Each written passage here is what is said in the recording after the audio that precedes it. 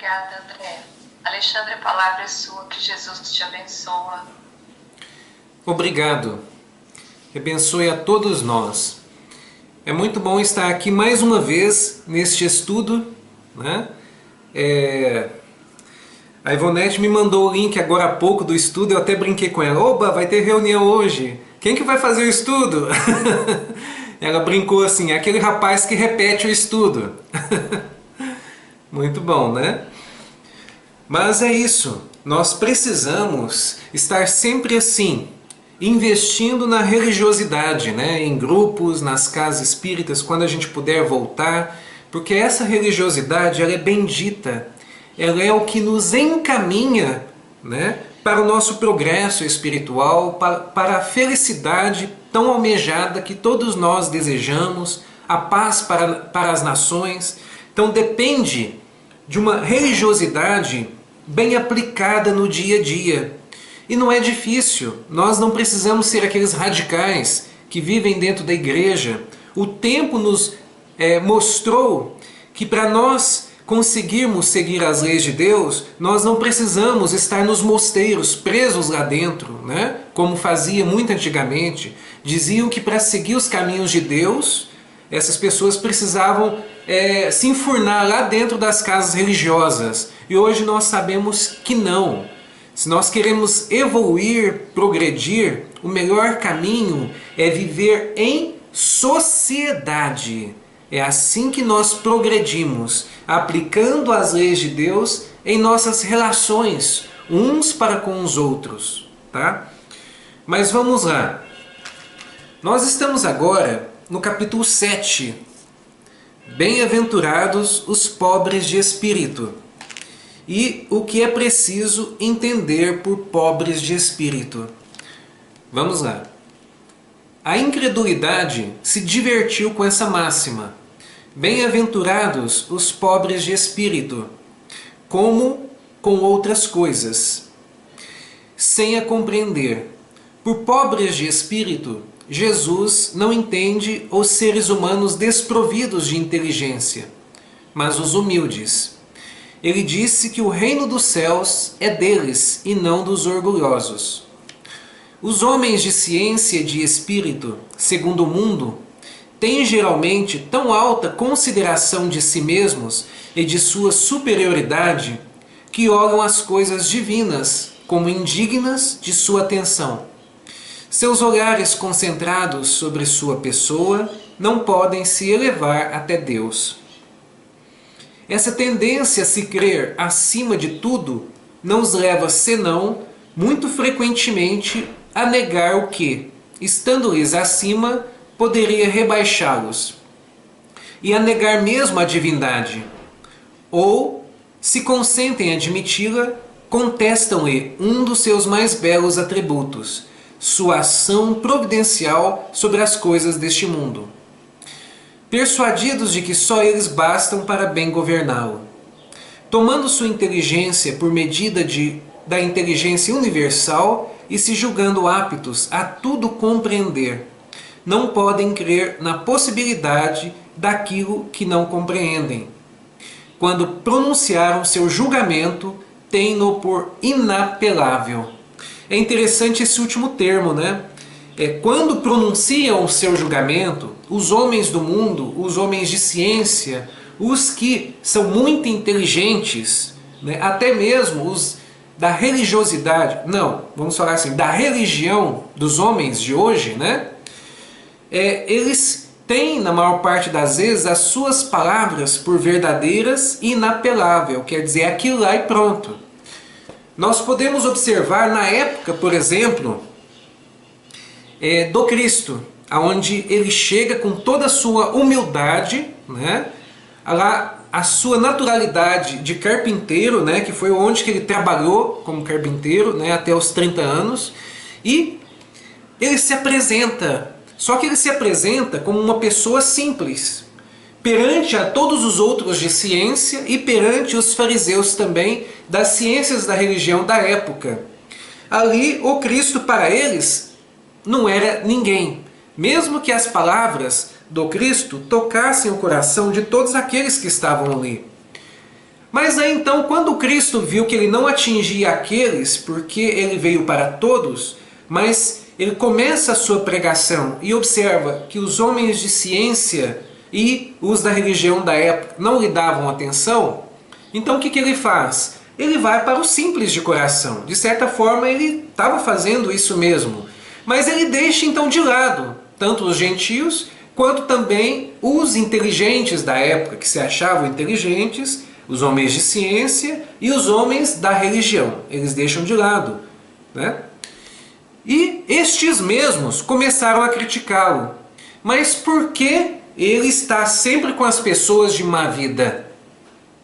Aí ele vem dizer, né, que, como está aqui, ó, o nosso título, bem-aventurados os pobres de espírito, porque são os sãos que precisam de médico.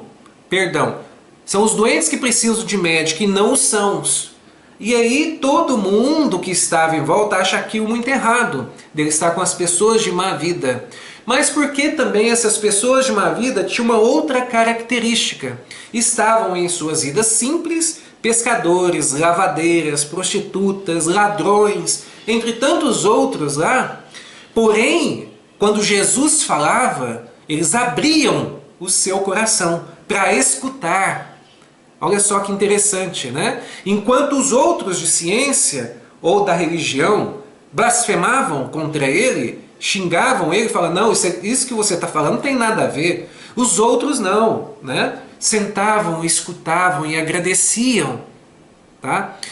E se nós formos observar também antes do Cristo, lá atrás com Sócrates.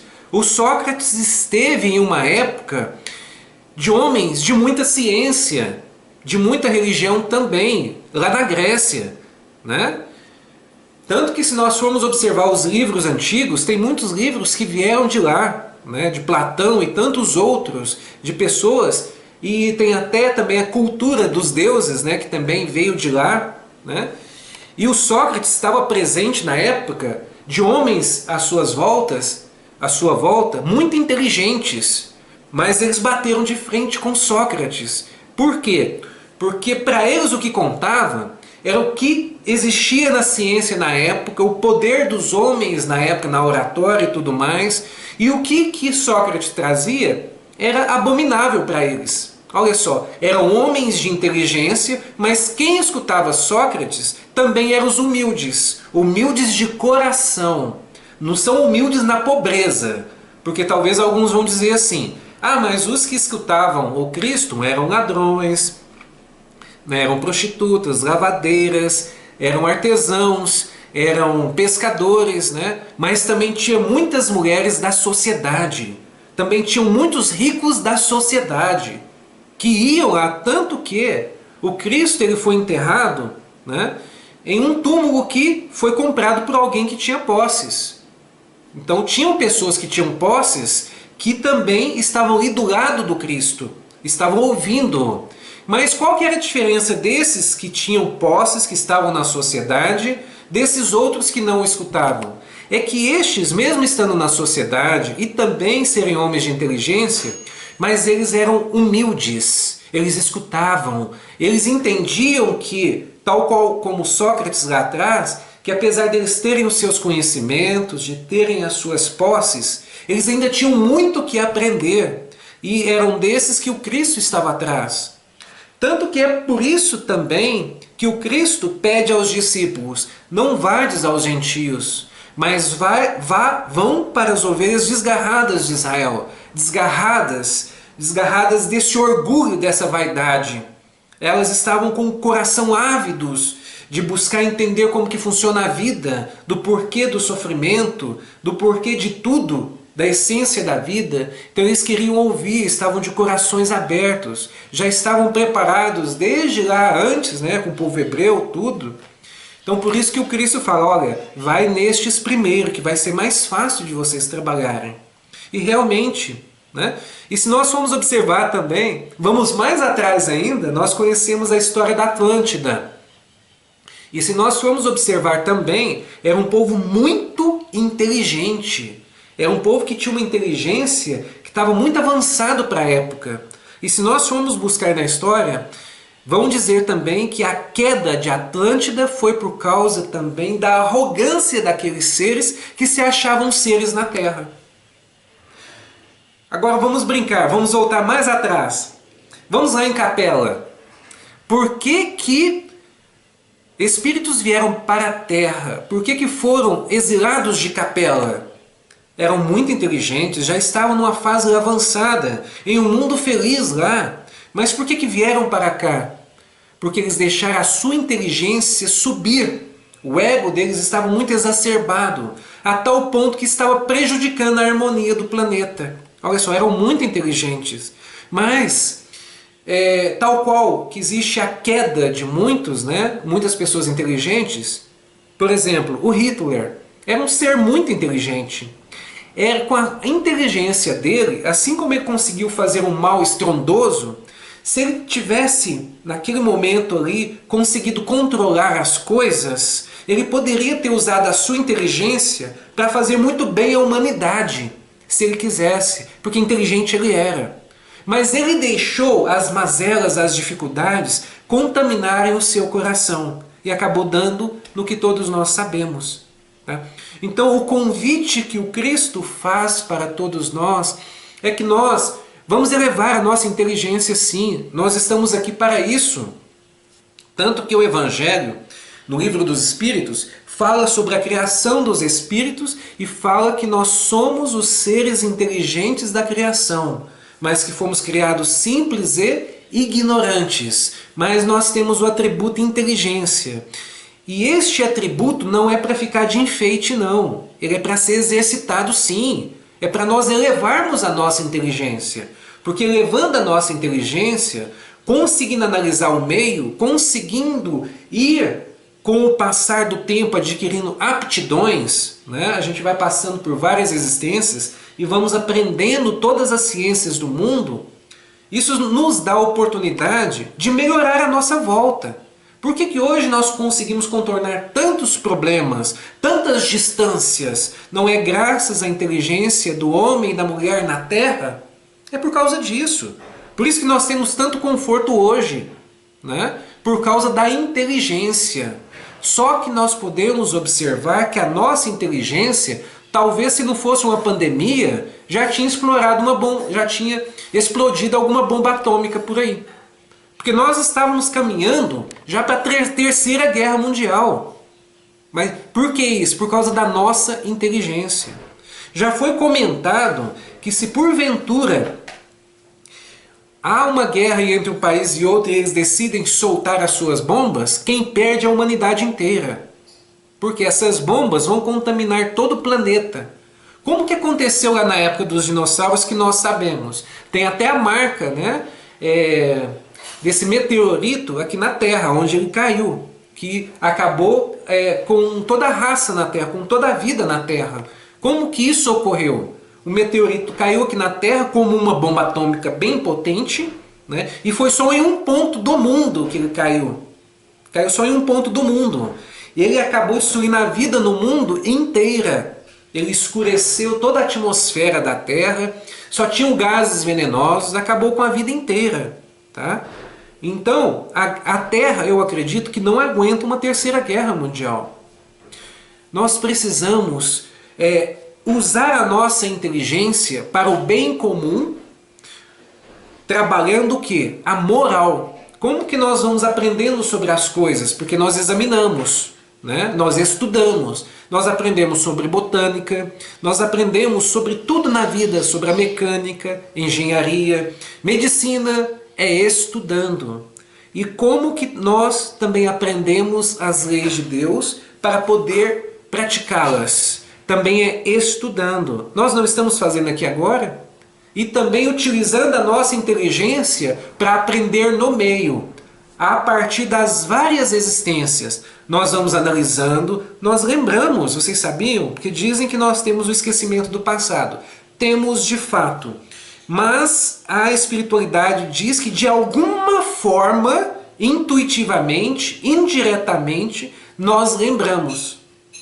Por exemplo, tem muitas pessoas que, se nós formos observar, às vezes, mesmo tendo condições materiais, elas continuam trabalhando mais, e tem outras que mesmo tendo uma alimentação, condições de se alimentar bem, se alimentam um pouquinho mais, com medo de faltar. Tem muitas pessoas que fazem isso. E depois vão perguntar para elas, elas dizem assim, é que eu acho que eu já passei fome antes. Aí aquelas pessoas que ficam muito preocupadas com o lado material, se perguntar para elas, dizem assim, é porque eu acho que eu já passei falta antes dessas coisas. Mas aí vai ver, nasceu às vezes numa família bem materialmente, e a gente não entende por que a pessoa age assim. Por causa disso. Nós lembramos sim das coisas do passado, mas indiretamente nós sentimos. E a partir disso vamos usando a nossa inteligência e vamos melhorando, vamos sentindo a relação de causa e efeito em nossas vidas, nós vamos percebendo como é a nossa vida agora, aí eu sinto os efeitos da vida, as dores, as aflições, as dificuldades, as doenças, passo a relacionar tudo isso, como que lidam comigo hoje, se humilham muito ou se me respeitam muito, se eu sou muito valorizado no meio ou se eu não sou, se eu sou doente ou se eu sou são. Nós vamos analisando tudo isso. E aí é onde que nós vamos melhorando, nós vamos respeitando, nós vamos valorizando e principalmente nós vamos aprendendo a amar de verdade o nosso semelhante. Por quê? Porque agora nós estamos entendendo para que serve a inteligência. Não só para conseguir o conforto que todos nós temos, mas principalmente para alavancar a evolução espiritual do espírito. Que ele vai analisando o meio, ele vai percebendo que é muito humilhado às vezes, é roubado, é prejudicado, levam vantagem em cima dele, às vezes ele tem dificuldades físicas, amorosas, materiais, afetivas. Ele vai percebendo que tudo isso, quando ele tem essas dificuldades, que não são situações agradáveis. Por ele perceber que são assim, ele passa a evitar de fazer ou de provocar essas situações no semelhante. Então, se agora ele é prejudicado, com o tempo ele passa a prejudicar menos o outro, até chegar a um ponto que ele sai prejudicado, mas não prejudica. A mesma coisa, por exemplo, quando as pessoas vêm na provação da riqueza, da fortuna. Vem, aí às vezes age como o mal rico da parábola que tem aqui, né? No capítulo 16 lá, que não pode seguir a dois senhores. Aí o mal rico se vestia de púrpura e utilizava toda a sua riqueza só para si mesmo. Era o que ele fazia. Mas aí então ele vai para o Tártaro, né? Para as dificuldades lá na vida espiritual. É o que nos mostra no Evangelho. Mesmo nós sabemos que é uma história, é uma parábola, mas vamos supor que uma pessoa que passa por isso de verdade, numa próxima existência, vamos supor que ela venha rico de novo.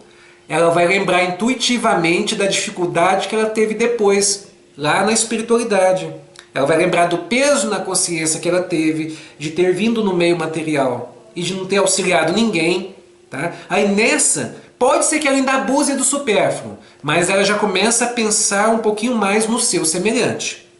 Aí ela desencarna, sofre um pouco menos no umbral, nas dificuldades espirituais, tem menos, peso na consciência. Aí ela reencarna de novo, vamos supor que tem mais uma oportunidade no meio material.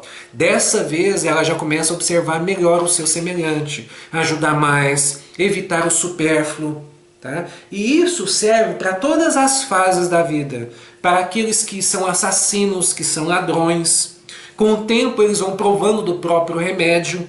E aí, o que acontece? Em outras existências, eles vão diminuindo esse instinto assassino, instinto de roubo, instinto de prejudicar ou de levar vantagem.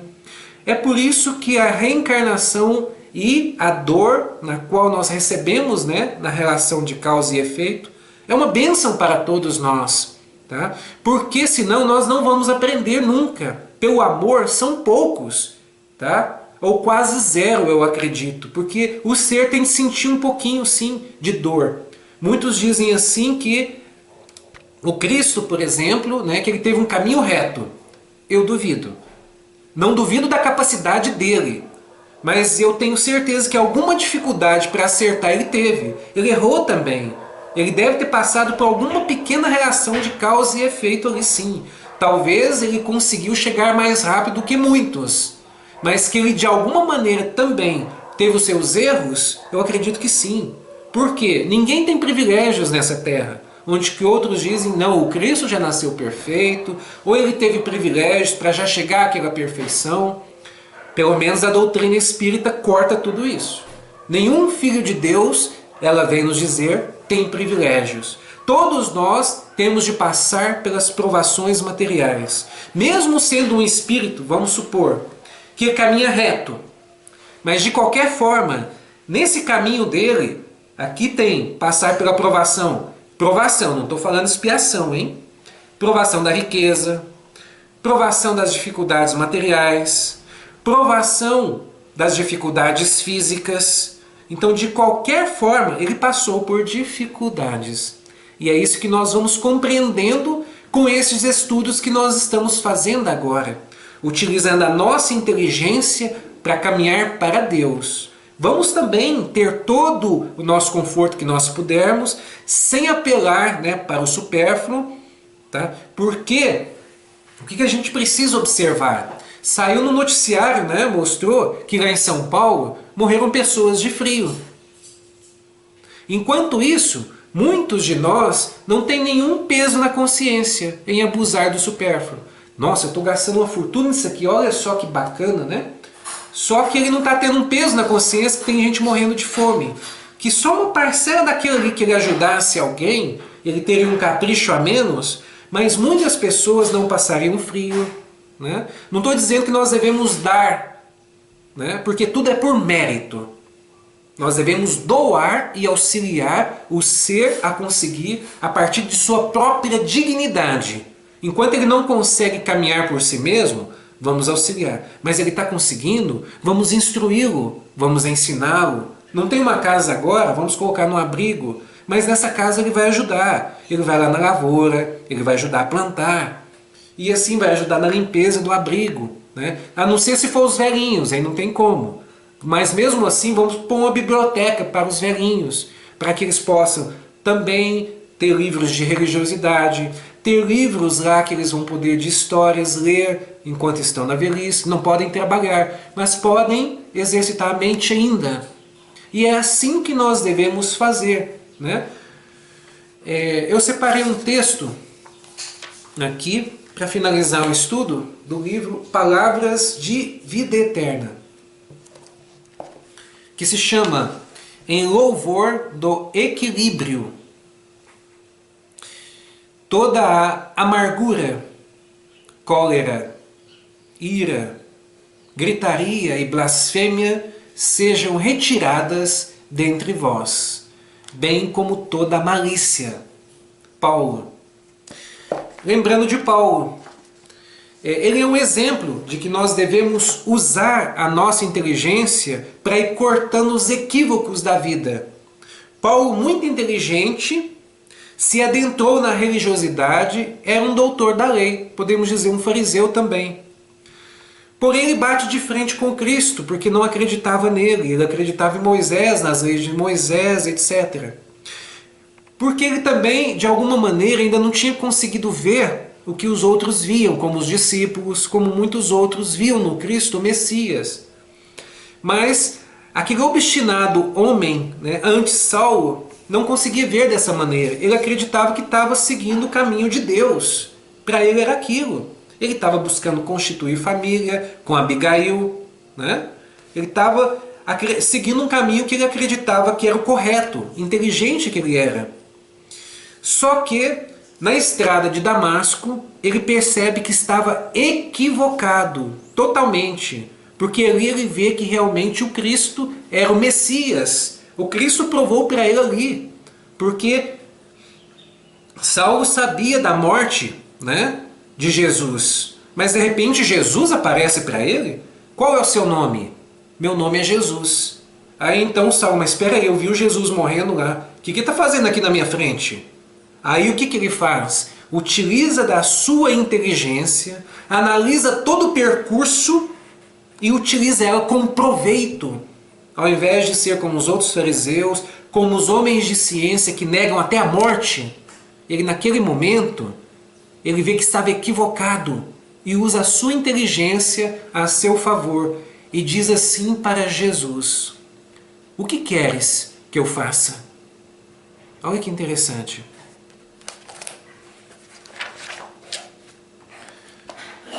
Na própria senda comum, surpreendemos a lição do equilíbrio, que exclui todo o assalto da violência e qualquer devoção à imundície.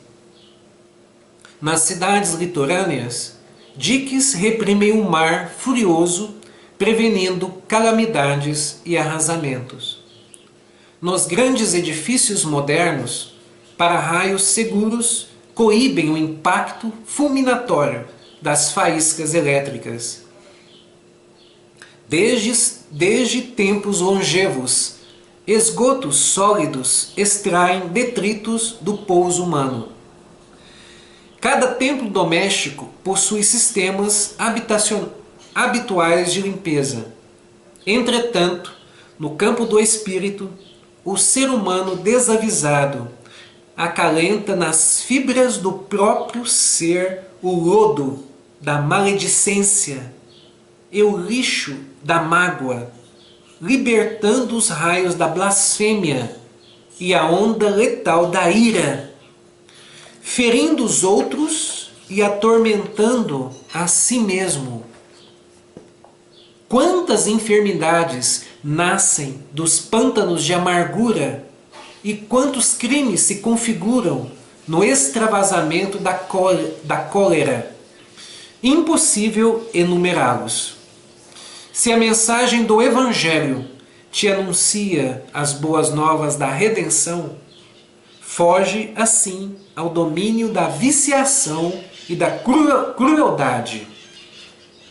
À frente da irritação e do desalento, da agressividade, da injúria, oferece o dom inefável de tua paz, falando para o bem ou silenciando na grande compreensão, porque em ti, que guardas o nome do Cristo empenhado na própria vida, o reino do amor deve começar. Olha só, o reino do amor deve começar em nós.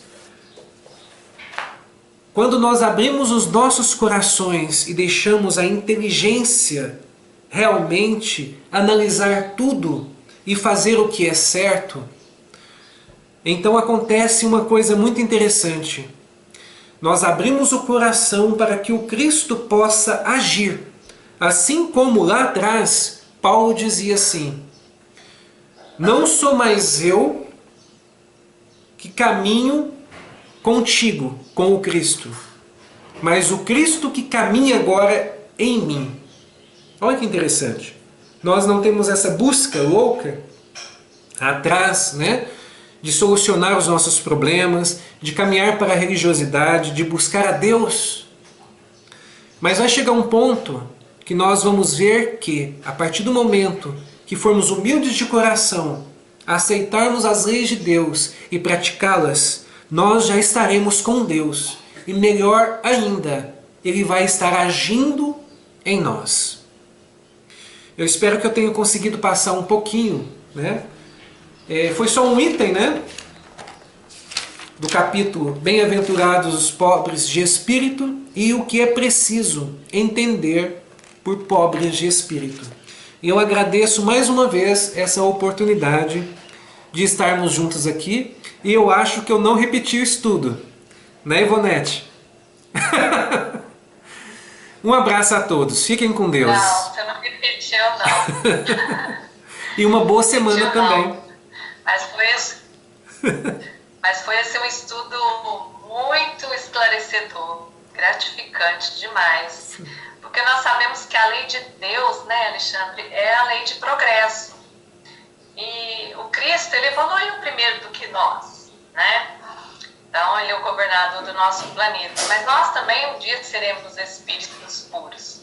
Ainda tem uma estrada muito grande, mas para isso é tudo isso que você está falando, né? A gente tem que abrir o coração, ser esse simples, né, humilde de coração, para que a gente possa ouvir as palavras de Jesus, o Evangelho, e aceitar e colocar em prática, principalmente. Né? Isso mesmo. Eu achei muito importante esse estudo, porque às vezes a gente ouve as pessoas falar assim, quando alguém fala alguma coisa que não tem nada a ver, né, a pessoa fala, aquele é um pobre de espírito.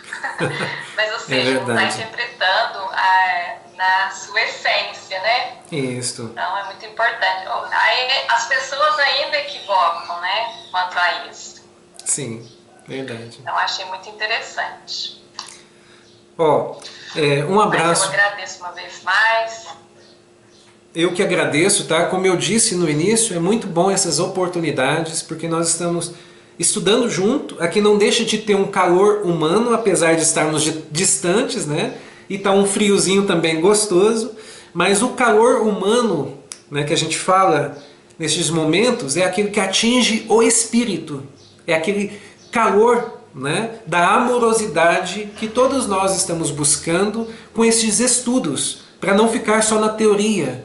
Para nós realmente é bom estudar e tudo, né? O Evangelho, os ensinamentos do Cristo, mas também para nós termos consciência de que o que evolui de verdade não é a teoria, não é só ela, mas é principalmente o que complementa ela, a prática.